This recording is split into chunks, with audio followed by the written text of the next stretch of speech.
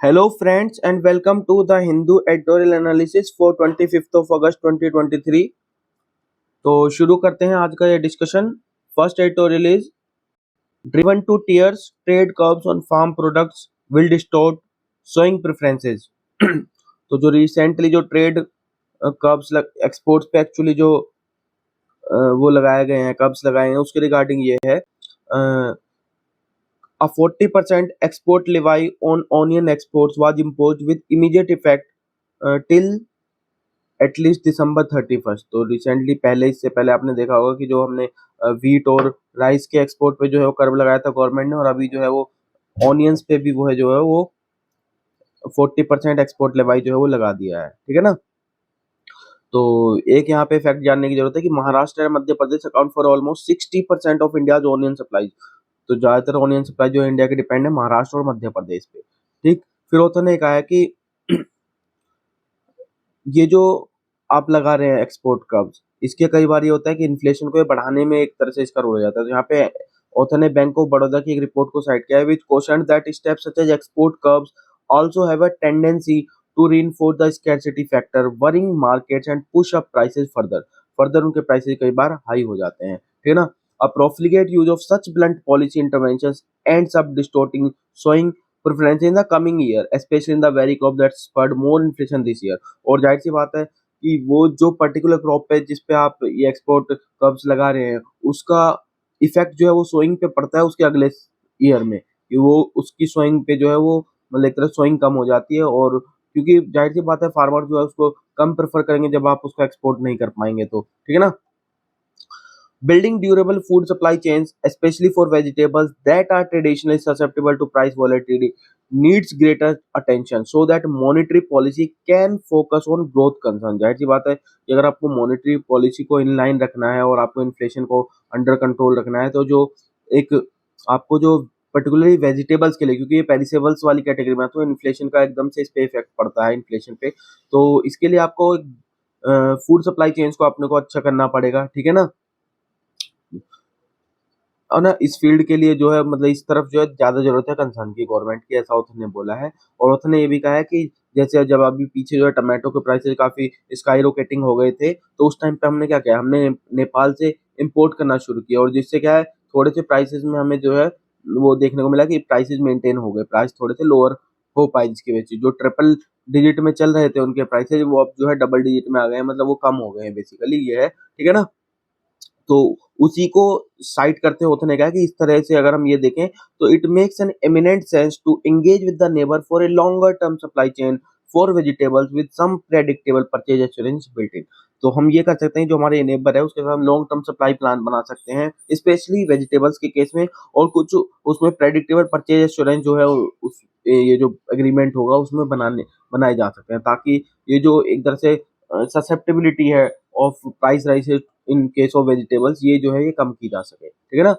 Back seat driving the military still weeds an outside influence in Thailand. तो basically ये जो भी recently जो फ्यू थाई पार्टी के श्रेता थाविसिन थे, वो जो है थाईलैंड के प्राइम मिनिस्टर इलेक्ट हो गए हैं। एंड ऑथर ने यहाँ पे बताया it marks a shift toward civilian governance from almost a decade of military rule. पिछले लास्ट डिकेड में जो मिलिट्री रूल के अंडर जो थाईलैंड रहा है, तो उससे सिविलियन गवर्नेंस की तरफ शिफ्ट जो दिखा रहा है। लेकिन ऑथर ने ये कहा कि ये फुल स्टोरी नहीं है, ये कंप्लीट पिक्चर नहीं है। फुल स्टोरी में ऑथर ने यहाँ पे कुछ चीजें बोले हैं। The party that won the may parliamentary election was prevented from forming the government by the military loyalist nexus. ठीक है ना। Because of its progressive and anti establishment use, क्योंकि जो पिछली गवर्नमेंट जिसने मई में इलेक्शन जीता था उसको गवर्नमेंट नहीं बना दी, क्योंकि वो प्रोग्रेसिव थी और उसके जो है जो एंटी मिलिट्री वाले व्यूज थे उसके, इसलिए जो है मिलिट्री और रॉयल जो कॉरिडोर है उनके बीच में नेक्सस नहीं बन पाया, इसलिए जो है उसको गवर्नमेंट नहीं बना दी। लेकिन वही यहाँ पे इनके बीच जो है एग्रीमेंट हो गया है। तो फ्यू थाई जो पार्टी है it was given a chance after it agreed to form a coalition with the military aligned party. जाहिर सी बात है कि उनके साथ में वो एग्रीमेंट उनका आ गया है, इसलिए उसको पार्टी बना उसको गवर्नमेंट बनाने दी जा रही है। और भी इश्यूज यहाँ पे ऑथर ने साइट किए, यहाँ पे कुछ concerns. Thailand has had a phase of democratic experiments but the military has always maintained an outside influence. कि हालांकि ऐसा कई बार हुआ है कि डेमोक्रेसी लाने की बात हुई है, वहां पे इलेक्टेड गवर्नमेंट को ये कहा है कि हम जो है मिलिट्री रूल को खत्म कर देंगे और वो, लेकिन वो है कि हमेशा अगर आप पास्ट में भी देखेंगे तो जो मिलिट्री के जो इन्फ्लुएंस है वो हमेशा उसने मेंटेन करके रखी हुई है। अब भी अगर आप देखें तो जब एग्रीमेंट उनके बीच आया है तभी जाके ये जो है गवर्नमेंट आ पाई है। Whatever Thai politicians might call it, this is not a democratic transition. और इसको बेशक थाई पॉलिटिशियंस कुछ भी कह रहे हो कि हम सिविलियन गवर्नेंस की तरफ बढ़ रहे हैं, हम डेमोक्रेसी की तरफ बढ़ रहे हैं, लेकिन ये ट्रू सेंस में देखें तो डेमोक्रेटिक ट्रांजिशन तो नहीं नजर आता है। Military has move to back seat, जो मिलिट्री है वो बेशक बैक सीट पे चली गई है, कीपिंग इट इंटरेस्ट इंटैक्ट, लेकिन वही है उसका इंटरेस्ट अभी भी इंटैक्ट है, and flouting the spirit of the election results. और जाहिर सी बात है कि अब वो डायरेक्टली ना कंट्रोल करके बैक सीट से कंट्रोल कर लिया। बस ये है कि ड्राइविंग में बैक सीट पे आप चले गए, लेकिन अल्टीमेट कंट्रोल अभी भी उनके पास है, ये उन्होंने बताया यहाँ पे। ठीक है, आगे बढ़ते हैं। आज का lead article, India G20 opportunity for an African renaissance. तो बेसिकली ये है जो अभी ब्रिक्स समिट हुई है उसमें ये भी बोला है कि हमने जो अफ्रीकन कॉन्टिनेंट है वहाँ अफ्रीका से हम जो है मेंबर्स को उसमें थोड़ा सा इंक्लूड करें। और ग्लोबल साउथ की बात की है तो यहाँ पे अफ्रीका की अगर बात करें तो वो 54 कंट्रीज अफ्रीकन कॉन्टिनेंट में है, और लगभग ग्लोबल साउथ की जो कंट्रीज है उसका लगभग क्वार्टर को ये रिप्रेजेंट है, मतलब 25% जो है कंट्रीज वो यहीं से है। ठीक है ना। चैलेंजेस एंड डिसरप्टर्स की बात करें तो अफ्रीकन रीजन की बात किया होती है, अफ्रीका इन जनरल और Sahel region in particular are passing through several existential challenges से वो सरपास कर रहा है। और वो चैलेंज क्या क्या है, मिस गवर्नेंस का है, अनप्लान डेवलपमेंट का है, रूलिंग ट्राइब्स के डोमिनेंस का है, और करप्शन, ये सारे इश्यूज हैं। और इनमें कुछ नए भी ऐड हो गए हैं जैसे कि Islamic terror, inter tribal discriminate, changing climate, run away food inflation, urbanisation और यूथ अनएम्प्लॉयमेंट। इन्होंने जो है जो ट्रेडिशनल सोशो पॉलिटिकल फैब्रिक था उसको और थोड़ा सा और ज्यादा स्ट्रेंथ कर दिया है। ठीक है ना। तो ऑथर ने फिर यहाँ पे ये भी बोला है कि जो अभी रिसेंट आपको ये भी देखने को मिलेगा कि जो मिलिट्री जनरल्स थे उनकी एक तरह से वापसी देखने को मिली, मिलिट्री रूल्स काफी अफ्रीकन कंट्री में वापसी देखने को मिली है। और दूसरी जो उनकी जो अफ्रीका में बाकी उनकी नेबरिंग कंट्रीज है वो उसको सपोर्ट भी कर रही है। ठीक है ना। एरोडिंग इंटरनेशनल सपोर्ट ये है कि जो ये प्रॉब्लम्स है जो हमने अभी पीछे जिक्र की, these are further compounded by erosion international support base. जो इंटरनेशनल सपोर्ट बेस था अफ्रीका को मिल रहा था वो एक तरह से कहीं ना कहीं डाइल्यूट हुआ है और वो उसका इरोजन देखने को मिलता है। सबसे पहले चाइना की बात की है, हालांकि चाइना जो है वो अफ्रीका लार्जेस्ट ट्रेडिंग पार्टनर रहा है, और चाइना में अफ्रीकन कॉन्टिनेंट में सबसे ज्यादा इन्वेस्टमेंट भी चाइना का ही है। लेकिन जो स्लो इकोनॉमी में देखने को मिला है अफ्रीका के, and trade have reduced it's apatite for Africa community. जाहिर सी बात है कि जो इकोनॉमी में चाइनीज इकोनॉमी में स्लो डाउन देखने को मिला उसकी वजह से जो वो अफ्रीकन कमोडिटीज का जो उसका एपेटाइट था वो कम देखने को मिला, यानी कि उनका ट्रेड जो है कहीं ना कहीं वो ट्रेड और इन्वेस्टमेंट जो है वो अफ्रीकन कॉन्टिनेंट में चाइना का कम देखने को मिला है। और जो BRI इनिशिएटिव आपका पता होगा चाइना का, बेल्ट एंड रोड इनिशिएटिव, उसने जो है जो अफ्रीकन कंट्रीज हैं कुछ उनके डेट्स को काफी बढ़ा दिया है, और इतना बढ़ा दिया कि अनसस्टेनेबल लेवल्स पे वो पहुंच गया, और उसकी वजह से उनको अपने कुछ असेट्स जो है वो चाइना को सीड करने पड़े हैं। ठीक है ना। रशिया की बात किया दूसरी, रशिया जो प्रीवियसली उसका प्रोमोटेड था वैगनर ग्रुप, उसको देखा जाता था as a shortcut for security. लेकिन जो अभी मिलिट्री ने जो म्यूटनी हुई है वहां पे, militia's mutiny against Kremlin and the death of its chief in an air crash on Wednesday, the situation is unclear. वही है कि अब ये भी सिचुएशन अनक्लियर होगी, क्या वो जो रोल पहले प्रोवाइड कर रहा था क्या वो अब भी कर पाएगा। ठीक है ना। Russia which under western economic sanctions hosted an African summit in July that show tepid participation. अभी जो क्योंकि रशिया पे सैंक्शंस लगे हुए या रशिया यूक्रेन के बाहर चलते हुए, तो रशिया ने जो अफ्रीकन समिट होस्ट की थी अभी जुलाई में, उसमें भी जो है पार्टिसिपेशन अफ्रीकन कंट्री का वो काफी कम देखने को मिला, इतना नहीं दिखा कि इतना हाई लेवल का। तो दूसरा ये है। और फिर आगे तीसरी और यूरोपियन कंट्रीज और अमेरिका की बात करें, यानी फ्रांस, यूनाइटेड किंगडम और other colonial powers as well as United States, they have continue to explore mineral wealth in Africa. और उनका मेन वो है कि वो तो कंटिन्यू कर रहे हैं, लेकिन वो क्या कर रहे हैं, वो एक्सप्लोरेशन कर रहे हैं मिनरल वेल्थ का। But their economic downturn has limited their outreach. लेकिन जो ये इकोनॉमिक डाउनटर्न कोविड-19 के बाद हुआ है, या जो अभी रिसेंट इश्यूज चल रहे हैं उनकी वजह से इकोनॉमिक डाउनटर्न है, उन्होंने भी कहीं ना कहीं उनकी जो आउटरीच है उसको लिमिटेड कर दिया है। Europe's main concern is limited to stopping illegal migration from African shores. और जो यूरोप का मेन कंसर्न है, बाकी यूरोप का मेन कंसर्न अफ्रीका की जो प्रॉब्लम्स उनको सॉर्ट करना नहीं है, वो मेन कंसर्न उसका है कि जो इलीगल माइग्रेशन हो रहा है अफ्रीकन कंट्रीज से टू यूरोप, उसको मेनली चेक करना जो है मेन पर्पज है यूरोप का। ठीक है ना। इन्हीं सब वरीज के चलते ये जो हमारी ब्रिक्स समिट हुई है 15th वो हुई है, जिसमें अफ्रीका का रोल जो है वो बढ़ाने की बात की गई है। ऐसे यूनाइटेड जनरल असेंबली में अफ्रीका को ज्यादा वो देने की बात की जा रही है, G20 वगैरह में भी बात की जा रही है। तो ये सब है। इंडिया का इशू देखें, इंडिया का क्या स्टैंड है इस पे ये देखते हैं। तो इंडियाज रोबस्ट टाइज, ये तो बताने की जरूरत नहीं है कि India's ties with Africa deep है, डाइवर्स है और हार्मोनियस रखने की बात करते हैं।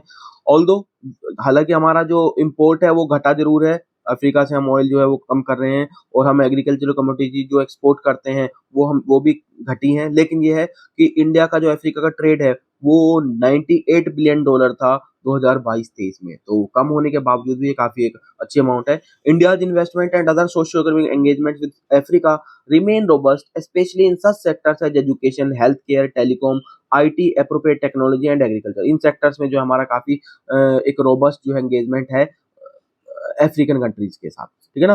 फिफ्थ लार्जेस्ट इन्वेस्टर है हम अफ्रीका में, और हमने लगभग 12.37 बिलियन डॉलर जो है कंसेशनल लोन्स एक्सटेंड कर रखे हैं अफ्रीकन कंट्रीज को, ठीक है ना। लगभग हमने 197 प्रोजेक्ट कंप्लीट किए हैं और 42,000 स्कॉलरशिप जो है हम 2015 से अब तक जो है प्रोवाइड कर चुके हैं। Approximately 3 million people India origin live in Africa, और काफी अच्छा खासा इंडियन डायस्पोरा जो है वो अफ्रीका में रहता है। लगभग 3 million people of Indian origin Africa में रहते हैं, ठीक है ना। फिर आगे जो बात की है कि जो बातें चल रही हैं कि G20 में हम उसकी बात कर रहे हैं, या और प्लेटफॉर्म्स मल्टी जो लेटरल प्लेटफॉर्म्स है वहां पे अफ्रीकन कंट्रीज का रिप्रेजेंटेशन बढ़ाने की बात करें, तो उसके रिगार्डिंग उसने कहा है कि it should deliver political stability and economic development by combining peace keeping with socio political institution building. ये जो बातें चल रही हैं इससे बेसिकली वहां पे पॉलिटिकल स्टेबिलिटी और इकोनॉमिक डेवलपमेंट की बात होनी चाहिए, और साथ साथ जो वहाँ पे पीस कीपिंग को कंबाइन करना चाहिए और सोशो पॉलिटिकल इंस्टीट्यूशन बिल्डिंग की बात होनी चाहिए, ठीक है ना, इन सब के थ्रू। फिर होता है कि by offering a more participative and less exploitative alternative, जो इंडियन ऑल्टरनेटिव है वो ऐसा नहीं है जो यूरोप, जो हमने पीछे डिस्कस किया, यूएस का हो या यूरोपियन कंट्रीज का हो या फ्रांस यूके का हो, या फिर और जो बाकी रशिया चाइना का हो, वो सारा कहीं ना कहीं एक्सप्लॉइटेटिव नजर आता है, लेकिन जो इंडिया का जो यहाँ पे स्टैंड है वो कहीं ना कहीं पार्टिसिपेटिव नजर आता है और लेस एक्सप्लॉइटेटिव अल्टरनेटिव है। New Delhi can make the India Africa ecosystem an exemplary win win paradigm for the 21st century, और इंडिया के लिए अपॉर्चुनिटी है कि एक एग्जाम्पल जो है सेट कर सके कि किस तरह से जो है 21st सेंचुरी में ये जो हमारा जो रोल है उसको दर्शाते हुए एग्जाम्पल सेट किया जा सकता है, ठीक है ना।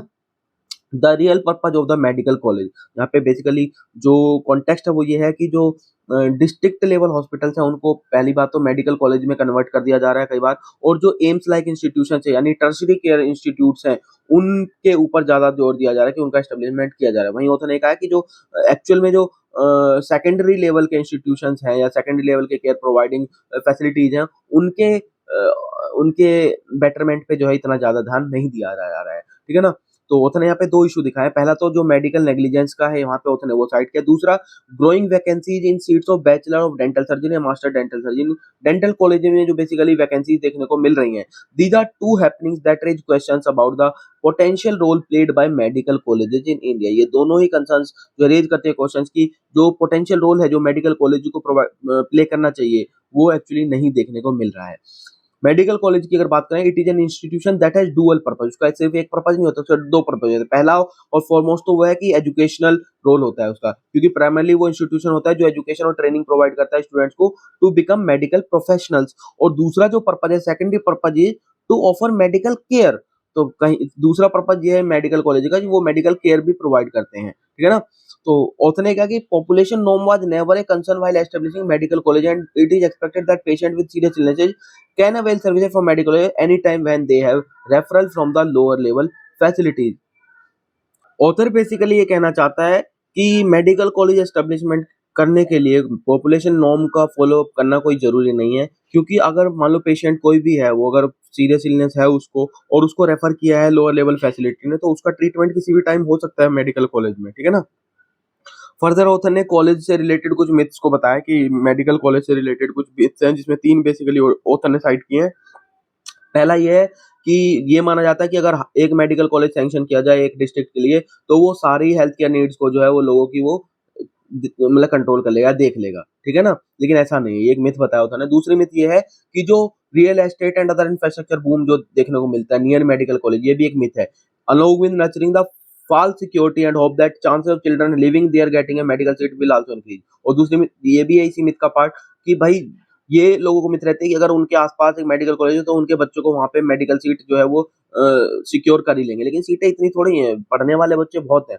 तीसरी मिथ जो ऑथर ने यहाँ पे बात की है, वो ये है कि popular support and goodwill for a medical college supplemented with another myth that producing more medical college preference is the solution to the issue of inadequate access to health care। जो inadequate access है health care का, उसके लिए solution ये मानते हैं इसको, एक ये जो मेडिकल कॉलेज एस्टेब्लिशमेंट हो रहे हैं इसको। लेकिन ऑथर ने ये कहा कि अगर इसका आप क्लोज एग्जामिनेशन करेंगे एविडेंस और एक्सपीरियंस का around medical college and district hospitals, तो जो उनका कंट्रीब्यूशन है टुवर्ड्स पीपल्स हेल्थ केयर, वो एक अलग ही पिक्चर प्रेजेंट करता है। उसमें क्या है, ये दिखाता है that secondary care facilities need to be prioritised over large state of the art medical colleges if curative care needs of the people are to priority. अगर आप सच में ही क्यूरेटिव केयर जो है आपकी प्रायोरिटी है नीड्स की, तो जो सेकेंडरी केयर फैसिलिटीज हैं उनको प्रायोरिटी देनी चाहिए आपको, इंस्टेड ऑफ मेकिंग या establishing these large state of the art tertiary care facility. तो यहाँ पे ये ऑथर ने बताया, तो टर्शरी केयर नीड्स की ऑथर ने बात की है कि अगर आप देखें पॉपुलेशन के भी हिसाब से देखें, तो जिनको एडवांस टर्शरी केयर की जरूरत है वो केवल 1% ऑफ द पॉपुलेशन जो है वो एनुअली कंप्राइज करती है, ठीक है ना। अगर आप मतलब इसका मतलब ये देखें तो ये है कि 575 से 700 बेड तक का स्पेशलाइज्ड कोई टर्शरी फैसिलिटी जो है उसकी जरूरत है बेसिकली, बस। अगर और वो भी तब जब हम ये कंसिडर कर रहे हैं कि 100% टू 85% टू 100% बेड ऑक्यूपेंसी रहने वाली है, तब भी यह है कि सिर्फ इतना 550 से 700 बेड की स्पेशलाइज्ड फैसिलिटी जो है वो सफिशिएंट है, ठीक है ना।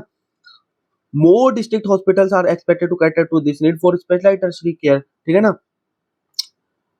फिर एक ऑथर ने एक पॉइंट ये भी बोला है कि there is an overload of all kinds of patient from those needing primary care to those needing most advance care who await treatment from these higher level facilities. और ये जो हायर लेवल की facilities है, इनमें ऐसा नहीं है कि सिर्फ वही लोग आ रहे हैं जिनको एक्चुअल में हायर लेवल की केयर की या टर्शरी केयर की जरूरत है। इनमें आप देखेंगे तो प्राइमरी ऐसे भी पेशेंट आ रहे हैं जिनको प्राइमरी केयर की जरूरत है या जिनको इतनी ज्यादा एडवांस की जरूरत नहीं है, जिनका ट्रीटमेंट प्राइमरी या सेकेंडरी हेल्थ केयर फैसिलिटीज में हो सकती है, ठीक है ना।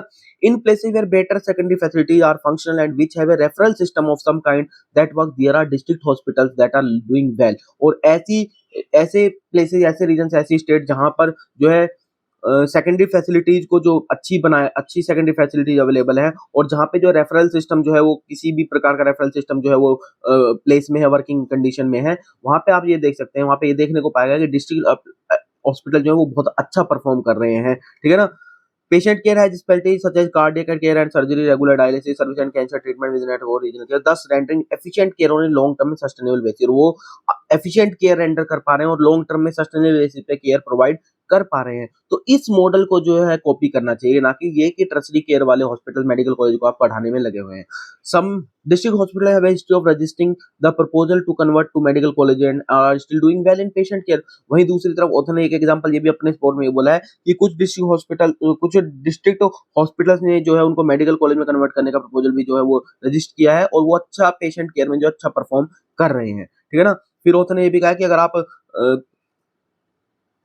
जो वेल फंक्शनिंग मेडिकल कॉलेज है कंट्री में उनको देखें तो उनमें काफी सारी प्रॉब्लम्स हैं, जैसे कि crowding of patients in need of primary and secondary care which should otherwise have been handled by lower level. वही बात कि जो लोअर लेवल फैसिलिटीज पे प्रॉब्लम्स हैंडल किए जाते हैं वो लोग भी जो है इन टर्शरी केयर हॉस्पिटल्स या मेडिकल कॉलेज में पहुंच जाते हैं ट्रीटमेंट लेने के, ताकि बस उनको इमीडिएट ट्रीटमेंट मिल सके। Medical practitioners in most medical college in the country will agree that more than 80% of the cases that are treated in medical college do not really want treatment under tertiary speciality care. और 80% जो medical professionals है college है उनमें 80% जो doctors हैं वो ये बता देंगे, वो एग्री करेंगे कि जो है एक्चुअल में पेशेंट जो है 80% केसेस में वो लोग आते हैं जिनको टर्शरी स्पेशलिटी केयर की जरूरत नहीं होती है, ठीक है ना। Patients who are in need of primary and secondary care always seem to flock to either medical college और well functioning district hospital for their immediate treatment. वो इमीडिएट ट्रीटमेंट के लिए सिर्फ वहां पे आते हैं। और ये जो पेरेनियल फेलियर है, साल दर साल ये जो फेलियर है जो इंडिया के हेल्थ सर्विस में देखने को मिला है, to implement referral system in tertiary care facility is only the expression of much larger systematic problem. और जो रेफरल सिस्टम नहीं है एक्चुअल में, मतलब टर्शरी केयर पे तभी जाना चाहिए जब प्राइमरी और सेकेंडरी लेवल से उसको रेफरल मिला हो, तो ये कहीं ना कहीं फेलियर दिखाता है कि सिस्टम में जो सिस्टमिक प्रॉब्लम को दिखा रहा है। The failure to strengthen the secondary level care, और जो सेकेंडरी लेवल केयर को स्ट्रेंथन करना चाहिए उसका फेलियर है कहीं पे, क्योंकि अगर सेकेंडरी लेवल केयर को आप स्ट्रेंथन करेंगे it can be the face of public sector curative care for people and can even win trust as these patients constitute one of the largest segment in the total curative care pie which private commercial players look to search for business. और अगर आप इसको strengthen करेंगे, secondary level की care को, health care को आप अच्छा करेंगे, तो जो लोगों को मजबूरन पब्लिक प्राइवेट सेक्टर की तरफ भागना पड़ रहा है फॉर हेल्थ केयर, उसके लिए वो कहीं ना कहीं कम हो पाएगा और लोगों को जो है, लोगों का ट्रस्ट बिल्ड होगा in in these public sector curative care health facilities. ठीक है ना। साउथ का एग्जांपल उन्होंने दिया कि अगर केरल, तमिलनाडु वगैरह में आप देखो तो वहां पे सिग्निफिकेंट कंट्रीब्यूशन है government in addressing the curative care needs of people. और वहां पे हुआ किस वजह, through better secondary level health care facility. जाहिर सी बात, उन्होंने अपनी सेकेंडरी लेवल फैसिलिटी को बेटर किया है, उससे जो है वो एक्चुअली इस चीज को बेटर कर पाए हैं हेल्थ केयर वहां के अपने उसको। तो यहाँ पे उन्होंने लास्ट ये बताया popular versus people centric policy. जो ये मेडिकल कॉलेज है, ये एक्चुअली एक पॉपुलर पॉलिसी माना जाता है, इसको पॉपुलर पॉलिसी रेस्पॉन्स माना जाता है। लेकिन जो कई बार ये है कि जो रियल प्रॉब्लम एक्चुअली उसको ये छुपा देता है। और रियल प्रॉब्लम क्या है, in adequate provisioning of secondary level health care in the region में सेकेंडरी लेवल हेल्थ केयर का जो इन एडिकेट प्रोविजन है, उसको ये कहीं ना कहीं मास्क कर देता है कि आपने मेडिकल कॉलेज खोल दिया और बस ये सारी प्रॉब्लम्स खत्म, ये सोच के खोल दिया जाता है। ठीक है ना। दो ऑब्वियस चैलेंजेस हैं कोई भी नया मेडिकल कॉलेज अगर आप किसी एरिया में आपको एस्टेब्लिश करना है। सबसे पहला तो पुअर इंफ्रास्ट्रक्चर एंड कनेक्टिविटी का जो पहला चैलेंज वो है कि आपका इंफ्रास्ट्रक्चर अच्छा नहीं है, दूसरा कनेक्टिविटी अच्छी नहीं है। फिर दूसरा उसने ये बताया है कि अगर आप डिस्ट्रिक्ट हॉस्पिटल को कन्वर्ट कर देते मेडिकल कॉलेज में, तो जो प्रायोरिटी होगी ट्रीटमेंट सेंटर से वो शिफ्ट हो जाएगी किसमें, एजुकेशन एंड रिसर्च सेंटर की तरफ। और जो पेशेंट प्रायोरिटीज है वो एक तरह से सेकेंडरी हो जाएंगी और जो एजुकेशन रिसर्च वाली प्रायोरिटी है वो प्राइमरी हो जाएंगी। तो यहाँ पे उन्होंने फाइनली कंक्लूड ये कि there is a need to shatter the myth of medical college. तो मेडिकल कॉलेज से रिलेटेड जो मिथ्स है उनको कहीं ना कहीं दूर करने की जरूरत है। Being the ideal site for health care solutions as far as the masses are concern. और मासेस के अंदर जो ये कंसर्न घुसी हुई है, जो उनके अंदर मिथ है कि मेडिकल कॉलेज जो है वो ही हेल्थ केयर सॉल्यूशंस के लिए एक बेस्ट ऑप्शन है, वो उसको कहीं ना कहीं दूर करने की जरूरत है। Instead strengthening secondary level curative care can be the best policy for government to strengthen the health care system. और अगर आप वाकई में हेल्थ केयर सिस्टम को अच्छा करना चाहते हैं, इंप्रूव करना चाहते हैं, तो सेकेंडरी लेवल के जो क्यूरेटिव केयर सेंटर्स हैं उनको आपको स्ट्रेंथन करने की जरूरत है, ऐसा उन्होंने कंक्लूड किया है। तो दिस इज इट। आगे है, should the CJI be part of the committee selecting the CEC. जो रिसेंटली जो बिल पास हुआ जिसमें चीफ इलेक्शन कमीशन के और इलेक्शन कमीशन के अपॉइंटमेंट के रिगार्डिंग जो ये बिल प्रपोज किया गया है, उसके रिगार्डिंग यहाँ पे आर्टिकल है। बेसिकली ये डिबेट है और डिबेट में दो लोग हैं, ओपी रावत जी हैं जो फॉर्मर चीफ इलेक्शन कमिश्नर रह चुके हैं, और जगदीप छोकर जी हैं who is the founding member the association for democratic reforms, ADR के ये फाउंडिंग मेंबर हैं। तो इन दोनों के ही व्यूज इसमें ओथ ने बेसिकली क्वेश्चंस के थ्रू बताए गए हैं। तो कॉन्टेक्स्ट तो मैंने बता दिया कि मार्च में सुप्रीम कोर्ट ने ऑर्डर दिया था कि जो सिलेक्शन पैनल है वो कंप्राइज होना चाहिए पीएम, लीडर ऑफ अपोजिशन और chief justice of India until parliament enact law on the matter of the appointment. जब तक कोई पार्लियामेंट लॉ नहीं एनेक्ट करती है। तो इसी जजमेंट के बाद जो है गवर्नमेंट ने अगस्त में जो है राज्यसभा में जो है बिल प्रपोज किया था फॉर सिलेक्शन पैनल के लिए। और उसमें बेसिकली मेंबर बनाए गए पीएम, एक अपोजिशन लीडर ऑफ अपोजिशन और जो यूनियन कैबिनेट के एक मिनिस्टर को जो है मेंबर बनाया गया है। तो यहाँ पे बेसिकली वही है कि ये जो डिबेट है वो ये है कि क्या सीजीआई को पार्ट होना चाहिए या नहीं होना चाहिए। जो कमेटी है वो जो सीईसी के लिए नॉमिनेट करेगी मेंबर को उसका। ठीक है ना। तो बिल का तो नाम आप देख लीजिए, chief election commissioner and other election commissioner appointment conditions of service and term of office bill 2023। तो does this affect the neutrality of the panel, क्या पैनल की न्यूट्रलिटी को अफेक्ट करेगा। तो यहाँ पे ऑथर ने कहा है कि जो सुप्रीम कोर्ट के सामने इशू था वो ये नहीं था कि सिलेक्शन कमेटी में कौन होगा। वहां पे सुप्रीम कोर्ट ने ये कहा था कि आपने अभी तक लॉ एनेक्ट क्यों नहीं किया है जिससे ये लेट डाउन हो सके कि मतलब ये हो सके, ये पैनल क्यों नहीं अपॉइंट किया जो कि चीफ इलेक्शन कमिश्नर और इलेक्शन कमिश्नर को अपॉइंटमेंट करेगा। तो अगर कॉन्स्टिट्यूशन में देखें तो पार्लियामेंट जो है वो सुप्रीम लॉ मेकिंग बॉडी है और सुप्रीम कोर्ट के पास पावर है जुडिशियली रिव्यू करने के लिए कि कोई भी लॉ बनेगा वो एक्चुअली कॉन्स्टिट्यूशनली वैलिड है या नहीं है। तो ऑथर ने दोनों ही ऑथर ने एक्चुअली ये वाला व्यू तो साइड किया है कि ऐसा कुछ नहीं है कि अगेंस्ट जा रहा है सुप्रीम कोर्ट के जजमेंट के, क्योंकि सुप्रीम कोर्ट का जजमेंट एक्चुअली ये था कि जब तक आप अपॉइंटमेंट नहीं कर रहे हो तब तक आपको ये वाला जो है फॉलो करना है। ठीक है ना। वहीं पे जो दूसरे ऑथर है हमारे, उन्होंने जो है यहाँ पे ऐड किया है that this was the direction of the court and in every judgment the court is also expected to explain the rationale for its decision।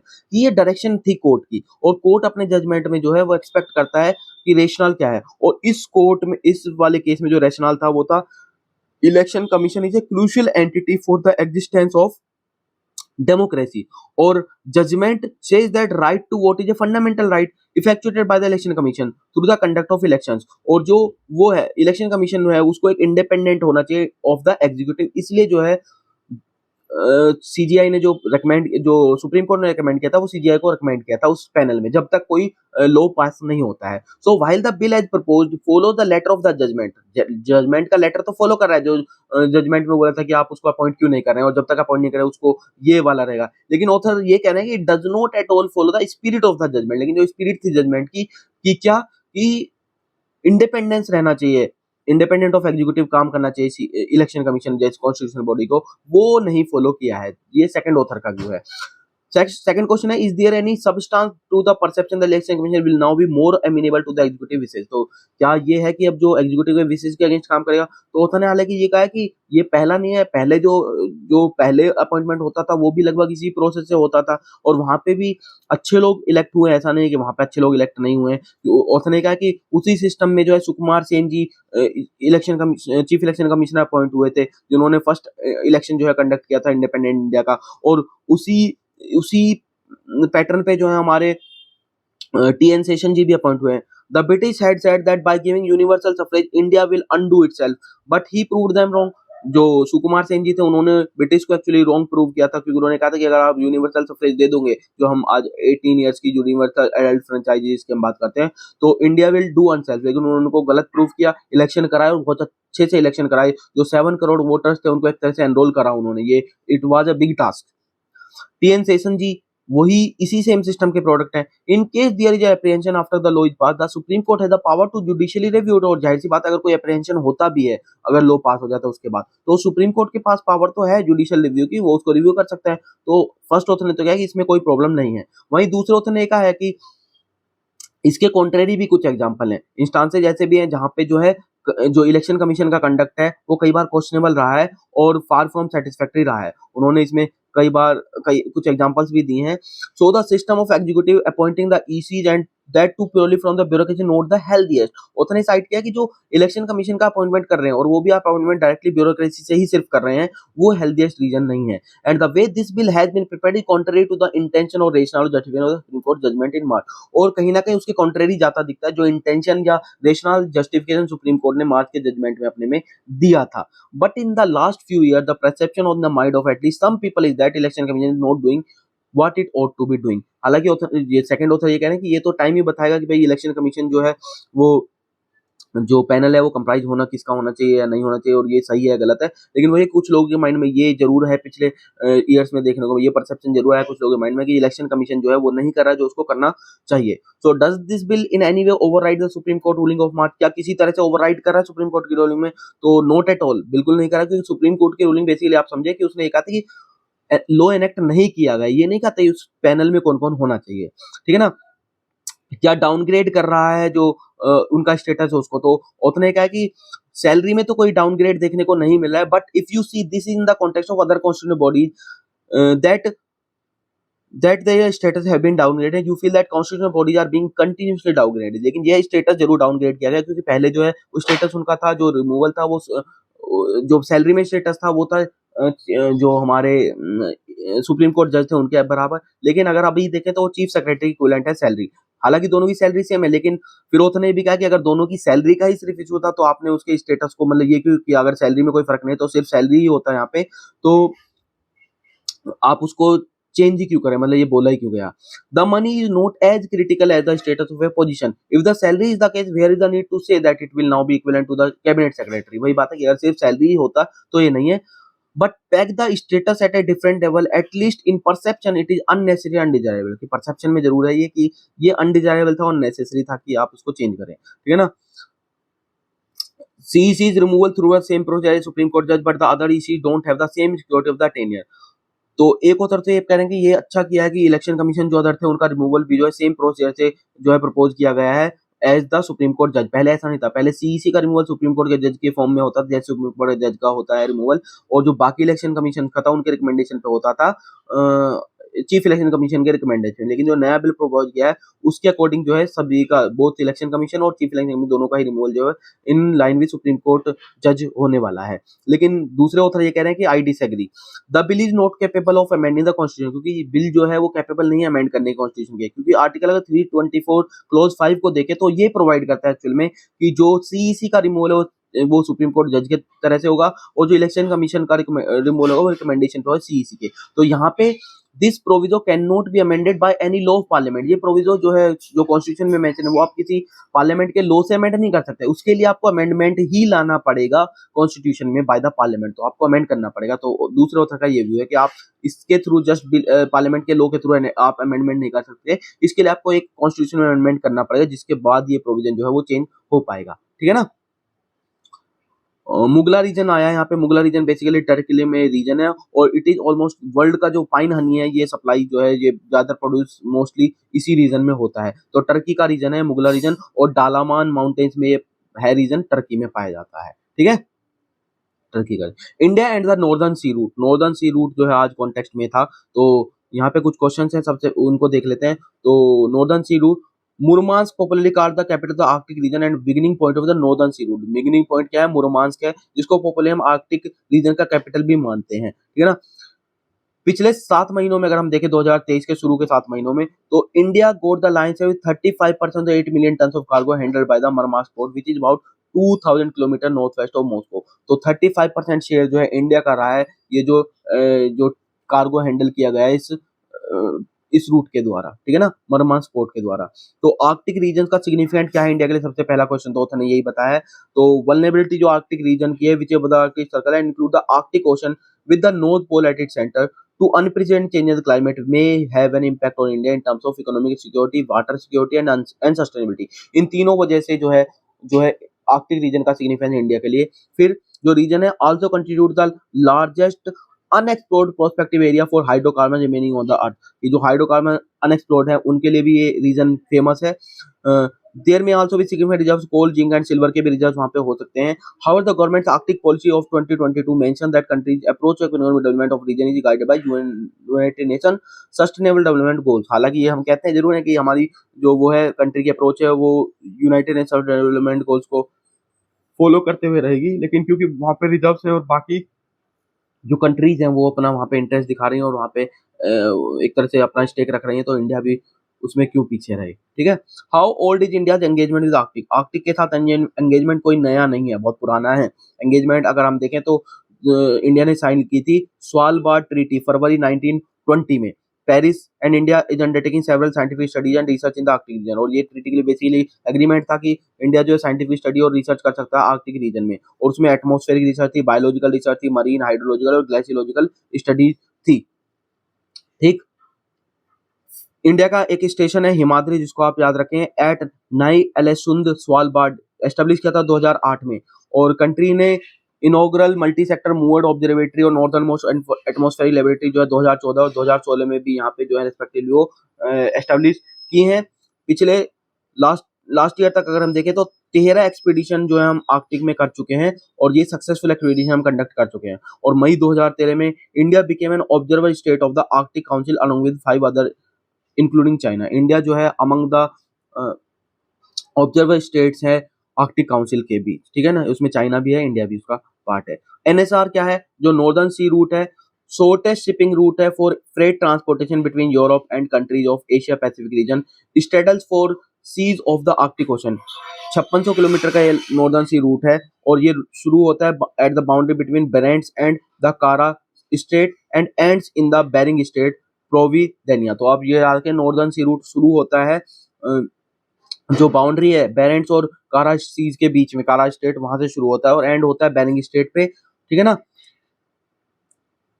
How is Russia making the NSR navigable? Russia कैसे उसको navigable बना रही है? As the seas of the Arctic Ocean remains south bound during most of the year.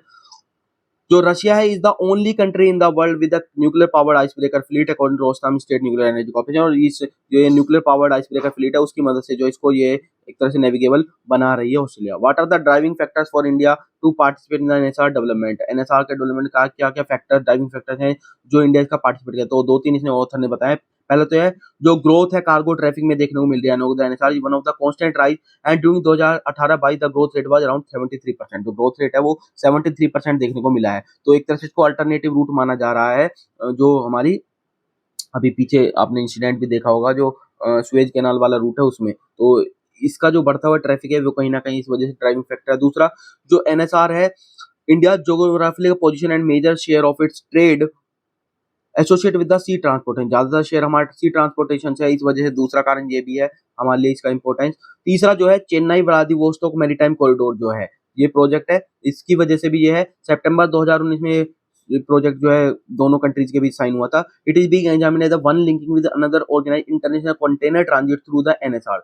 10,500 kilometre long जो है CVMC corridor जिस हमने बात की, it is passing through the sea of Japan, South China Sea, Malacca strait से pass करेगा at it will bring down transport time to 12 days, almost a third of what is taken under the existing Saint Petersburg Mumbai route of 16,000 kilometre. अभी जो existing root है मुंबई से Saint Petersburg वाला root, उसको ये 12 दिन तक लगभग कम कर देगा और लेंथ भी जो है वो काफी कम हो गई है। तो तीसरा ये है।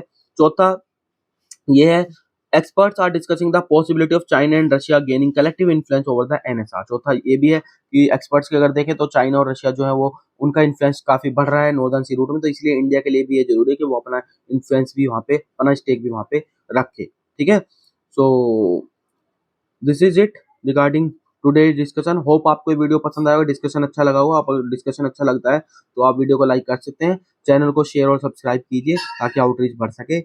इसी तरह का अच्छा कंटेंट हम लाएंगे और अच्छे भी एफर्ट्स की चीज चल रही है कि हम कुछ नए इनिशिएटिव्स भी ला सकें। So this is it, thank you.